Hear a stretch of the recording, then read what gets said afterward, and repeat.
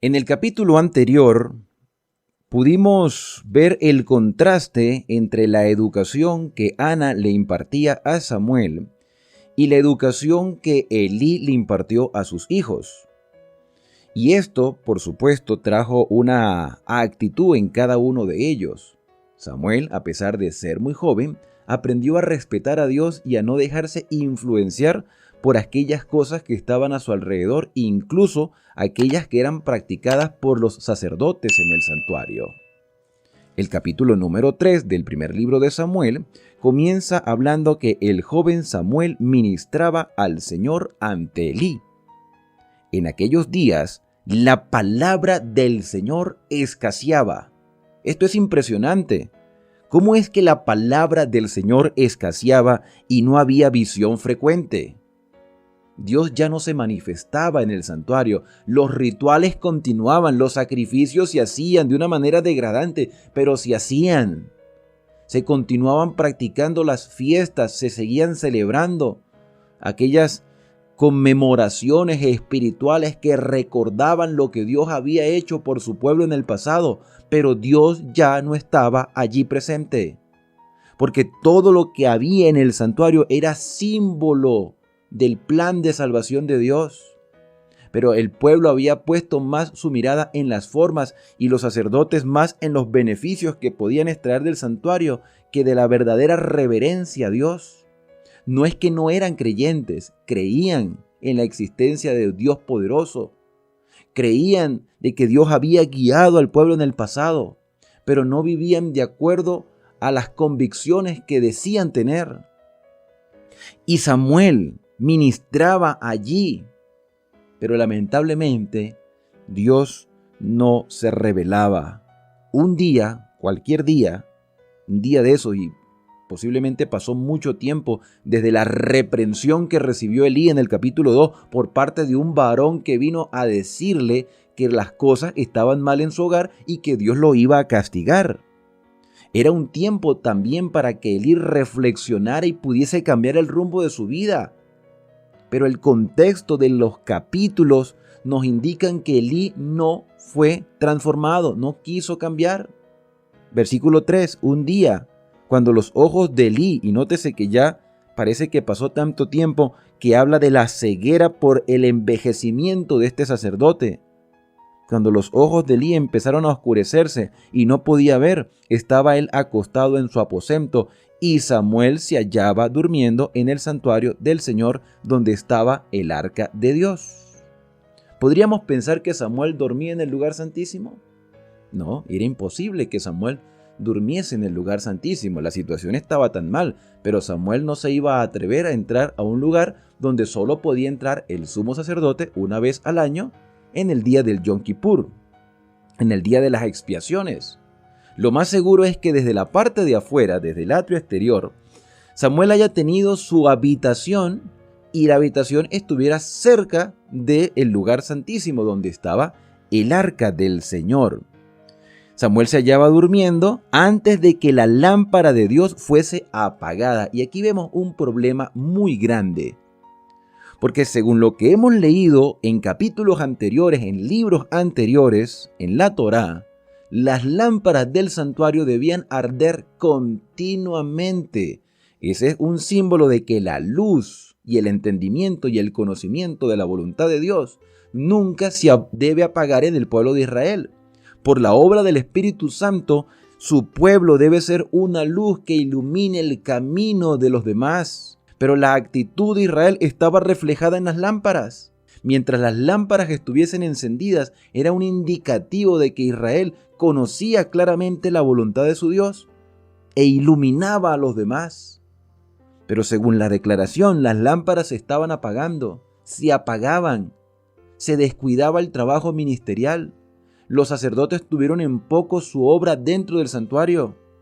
Y claramente se ve la actitud de los sacerdotes al estar con mujeres, al comer de la carne de los sacrificios sin que la persona que llevaba la ofrenda pudiese darse cuenta que su ofrenda había sido acepta a los ojos del Señor. La situación estaba tan mal que las lámparas se apagaban de noche y eso no podía pasar. Versículo número 4. el Señor llamó a Samuel y él respondió: aquí estoy. Era la primera vez que Samuel escuchaba la voz del Señor, y como no la conocía, como nunca la había escuchado, supuso que era Elí, y corrió a Elí y le dijo: aquí estoy, ¿para qué me has llamado? Elí le dijo: yo no te llamé, vuelve a acostarte. Y él se volvió y se acostó, y el Señor volvió a llamar a Samuel. Y él se levantó y fue ante Elí y le dijo: aquí estoy, ¿para qué me llamaste? Elí le dijo: hijo mío, no te llamé, vuelve a acostarte. ¿Qué pasaba por la mente de Elí en ese momento? Cuando ve que Samuel llega 2 veces y le dice: Señor, ¿me estás llamando? No, yo no te he llamado. Para Samuel era un poco confuso escuchar una voz y no saber de quién era. Versículo número 7.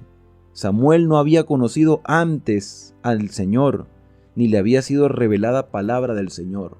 O sea, Samuel conocía las instrucciones que le había dado Ana desde muy pequeño, las instrucciones que había recibido de Elí, tenía conocimiento del Pentateuco, de la Torá, tenía conocimiento de los rituales, sabía de la existencia de Dios, conocía lo que Dios había revelado a través de sus siervos los profetas, pero nunca antes había tenido esa experiencia personal de escuchar la voz del Señor y de que el Señor le hablase.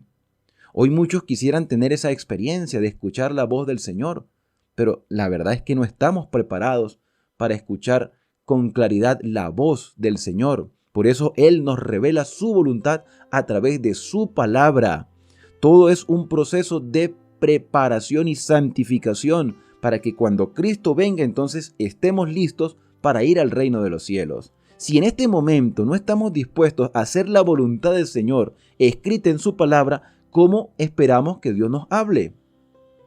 Entonces, para Samuel esto era nuevo, escuchar la voz del Señor. Sus oídos estaban preparados, pero él no lo sabía. Versículo número 8. Por tercera vez, el Señor llamó a Samuel, y él se levantó, fue a Elí y le dijo: aquí estoy, ¿para qué me llamaste? Entonces Elí entendió que el Señor estaba llamando al joven. Tremenda lección para Elí. Elí, con todos sus errores, era un hombre que sabía aceptar la voluntad de Dios. Elí se pudo haber preguntado: Señor, ¿por qué no me hablas a mí directamente? ¿Por qué tienes que hablarle a este niño? Elí podía mostrar su orgullo y decir: yo soy el sumo sacerdote, pero con humildad aceptó la voluntad del Señor. Ya había escuchado la reprensión algunos meses o años atrás por parte de un varón. Y aunque él aceptaba la voluntad del Señor, Elí también era un hombre negligente, porque no hacía cambios en su vida. De hecho, en el libro Patriarcas y Profetas hay una declaración impresionante sobre la vida de Elí, que me llama mucho la atención. Dice Elí, página 570, Elí no llevó los frutos del arrepentimiento verdadero. Elí confesaba su culpa, pero no renunció a su pecado. ¿Y cuál era el pecado de Elí? La negligencia por la actitud de sus hijos. Pero en este caso, en el caso de Samuel, Elí aceptó la voluntad del Señor y con humildad dijo las siguientes palabras. Versículo 9. Ve, acuéstate, y si te llaman otra vez, dirás: habla, Señor, que tu siervo oye. Así Samuel volvió y se acostó en su lugar. El Señor volvió a llamar a Samuel como las otras veces y dijo: Samuel, Samuel. Entonces Samuel respondió como le había dicho Elí: habla, que tu siervo oye. Y el Señor dijo a Samuel: voy a ejecutar. Vea lo impresionante de la revelación de Dios. Todo lo que Samuel iba a escuchar era nuevo para él. Él sabía lo que estaba pasando en el santuario. Samuel podía diferenciar entre lo correcto y lo incorrecto porque no practicaba lo mismo que hacían los hijos de Elí. Samuel marcó la diferencia en el santuario y Dios le reveló su voluntad.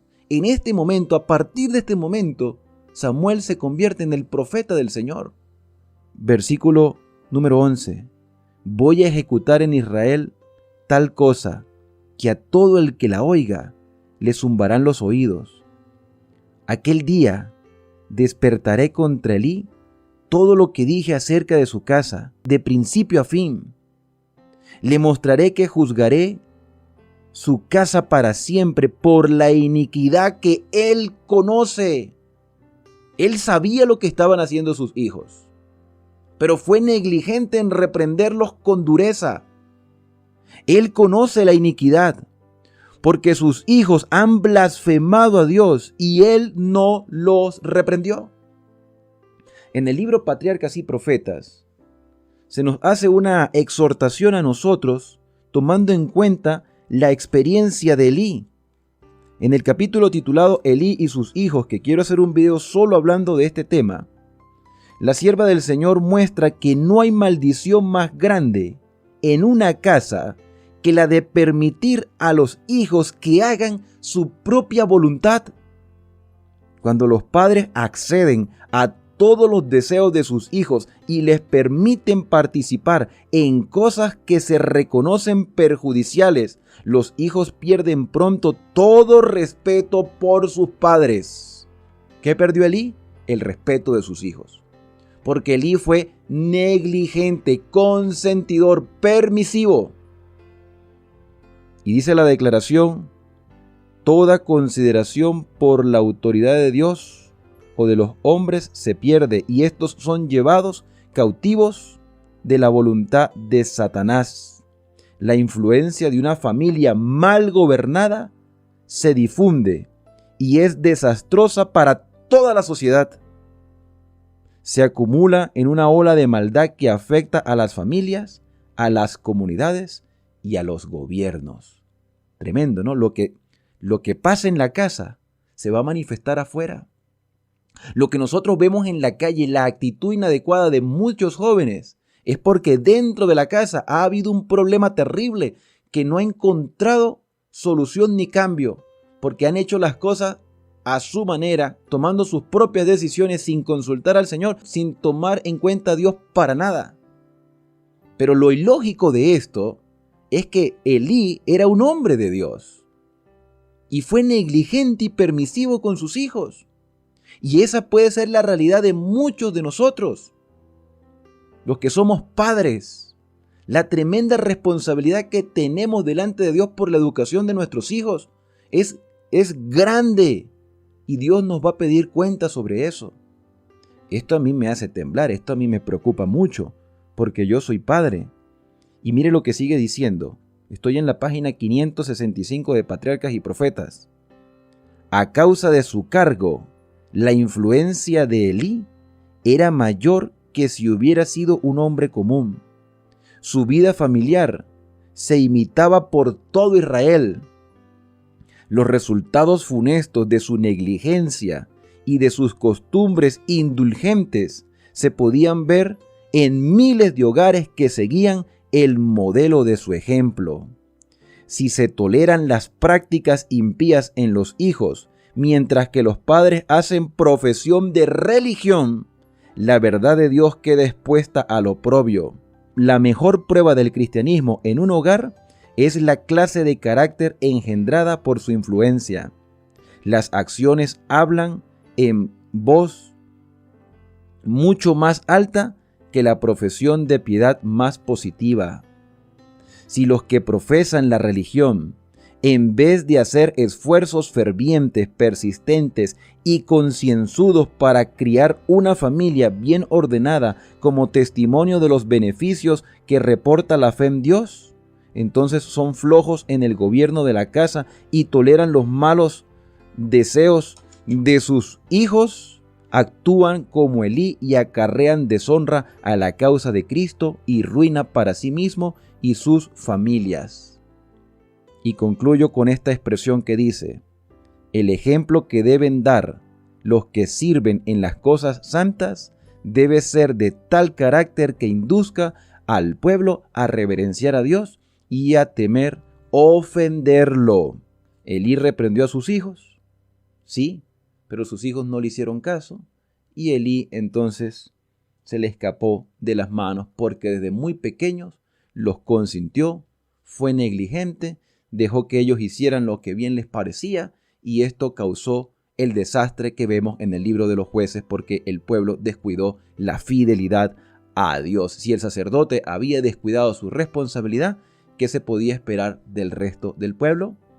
Pero Samuel es la demostración de que hay un remanente en el pueblo de Dios. Samuel es la demostración de que sí se puede ser fiel y por eso Dios le hizo esta revelación. Bueno, me llama la atención el versículo 14 de 1 de Samuel 3 que dice: por eso he jurado a la casa de Elí que la iniquidad de su casa no será expiada jamás, ni con sacrificios ni con ofrendas. ¿Qué quiere decir este versículo? Que a Elí se le había acabado su tiempo de gracia. A Elí y a sus hijos. ¿Por qué? ¿Quería Dios que se perdieran? No. ¿Quería Dios salvar a Elí y a sus hijos? Por supuesto que sí. Entonces, ¿por qué esta condenación tan directa que ni con sacrificios sería expiado la iniquidad y el pecado de Elí y sus hijos?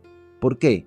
Porque una declaración tan tajante, tan dura, porque Dios conoce lo que hay en el corazón de las personas. Dios no quiere que nadie se pierda. Dios quiere que todos, tú y yo y cualquier persona proceda al arrepentimiento y cambie su vida y sea transformada por el Espíritu Santo. Pero Dios no puede obligar a nadie. Él nos exhorta, Él nos orienta, Él nos muestra el camino por donde ir, pero la decisión final es tuya, la decisión final es mía. Dios no puede obligarnos. Y Elí tomó su decisión, se desentendió. Quizás por la vejez ya no había contentamiento en él. Seguía creyendo en Dios, seguía siendo el sumo sacerdote, pero se había desentendido de su responsabilidad. Y el hecho de que Dios ya no le hablara era la demostración de que Elí se había entregado ya a cómo vinieran las cosas. Se le acabó su tiempo de gracia y no se arrepintió. Es una triste historia de un hombre que nació para servir a Dios. Y dice el versículo número 15, Samuel quedó acostado hasta la mañana, después abrió las puertas de la casa del Señor, y Samuel temía, claro, era lógico, temía descubrir la visión a Elí porque era una condenación que ya no tenía vuelta atrás por la misma actitud que Elí la había tomado en su corazón, por la misma decisión que Elí había tomado. Y esto lo vamos a ver más adelante al final del capítulo. Pero Elí llamó a Samuel y le dijo: hijo mío Samuel. Y él respondió: aquí estoy. Y le preguntó: ¿qué te habló el Señor? Te ruego que no me lo encubras. ¿Qué pasaba por la mente de Elí? Quizás no durmió esa noche igual que Samuel. Preocupado, ¿qué le estará diciendo Dios a Samuel? Y mire la declaración que hace Elí en la parte final del versículo 17. Que Dios te trate con rigor, dice esta versión. Otras versiones dicen que así te haga Dios y así te añada. Utilizó Elí una conjuración de una declaración de pacto, haciendo que Samuel se sintiera obligado a decir todo lo que Dios le había revelado. Le dijo: mira Samuel, si tú no me dices lo que Dios te reveló, así te haga el Señor y aún te añada. Lo mismo que dijo Ruth cuando hizo promesa a Noemí. Una promesa de compromiso. O sea, comprometió Elí a Samuel: dímelo o el Señor te va a castigar. O sea, ¿se dan cuenta la agresividad con que Elí, con amor de padre pero agresivo, habla con Samuel y Samuel se siente entre la espada y la pared? Y dice el versículo número 18, y Samuel se lo manifestó todo sin encubrir nada. Entonces él dijo: Él es el Señor, haga lo que bien le parezca. ¿Cómo interpretas tú estas palabras de Elí? Haga lo que bien le parezca al Señor. O sea, bueno, ya no hay nada que hacer, ya estoy perdido. Una expresión de desánimo quizá, una expresión de indiferencia. Dice el versículo número 19, y Samuel creció y el Señor estaba con él y no dejó sin cumplir ninguna de sus palabras. Y todo Israel, desde Dan hasta Beerseba, supo que Samuel era un fiel profeta del Señor. Se distinguió Samuel. Así el Señor siguió apareciendo en Silo, porque allí se manifestaba a Samuel mediante su palabra. Samuel llegó a ser el remanente de Dios, el profeta de Dios, el vidente del Señor, el gran hombre que iba a ser un instrumento para todo lo que corría de la historia de Israel hasta que llegaran los reyes. Samuel fue un niño joven que creció entendiendo la voluntad del Señor y viviendo en un contexto degradado, y su fidelidad hizo que la voluntad de Dios se siguiese manifestando en Israel, para que Israel fuese una luz al mundo. Hoy tú y yo podemos también ser ese remanente de Dios en este tiempo que estamos viviendo. No importa cuán contaminado esté el mundo y cuántos errores cometa la iglesia, porque la iglesia, los hermanos, los dirigentes, cometen errores terribles. Pero tú y yo hemos sido llamados a reformar nuestra vida, nuestro hogar, nuestra sociedad, nuestra iglesia con el poder del Espíritu Santo. Tú y yo debemos ser una luz al mundo y Dios no nos dejará en tiniebla. Elí dejó que su tiempo de gracia pasara y según lo que expresa la Biblia y el mismo espíritu de profecía, Elí no cambió su actitud. Quizás se perdió, no lo sabemos. Eso se lo dejamos en las manos al Señor. Pero tú y yo, ¿qué vamos a hacer? ¿Qué vamos a hacer con la reprensión del Señor? ¿Vamos a cambiar nuestra vida y le vamos a decir, Señor, cámbiame, transfórmame, fortaléceme? ¿O vamos a descuidar nuestra vida espiritual y que sea lo que sea? Hoy es el momento del cambio, porque para ti y para mí todavía hay esperanza. Mientras hay vida, hay esperanza para nosotros. Por eso quiero invitarte a que podamos acercarnos al Todopoderoso a través de la oración. Vamos a orar. Querido Padre, hay muchas cosas que debemos cambiar en nuestra vida. La experiencia de Elí es una reprensión para nosotros. La vida de Samuel nos llena de esperanza, porque en medio de una sociedad contaminada había un remanente fiel, joven, que tenía muchas cosas que aprender, pero quiso hacer tu voluntad y tú le revelaste, Señor, todo lo que era necesario para que Israel pudiese salir en obediencia a lo que tú habías estipulado. Querido Padre, vivimos en tiempos difíciles y nuestros hogares pareciera que se están desmoronando. Nuestras iglesias pareciera que están indiferentes como Elí. Pero hoy, Señor, en este nuevo día, queremos que seas tú el que obre en nosotros y nos permita, Señor, ser una luz al mundo. Perdona nuestras faltas, nuestros pecados. Corrígenos, Señor, y ayúdanos porque somos débiles. Solo en ti está nuestra fortaleza. Gracias porque a pesar de todo todavía hay esperanza para nosotros.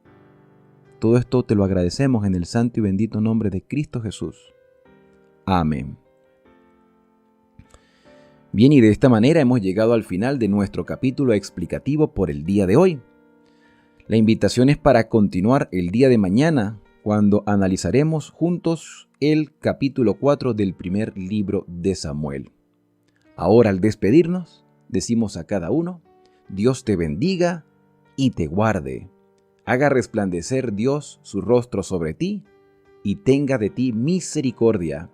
Dios alce sobre ti su rostro y ponga en ti paz. Que la bendición de Dios guíe tus pasos ahora y hasta que Cristo venga a buscarnos. Feliz día de preparación, feliz sábado para aquellos que vean este video el día sábado y seamos constantes y perseverantes. No olviden suscribirse, activar las notificaciones y compartir este video con otras personas.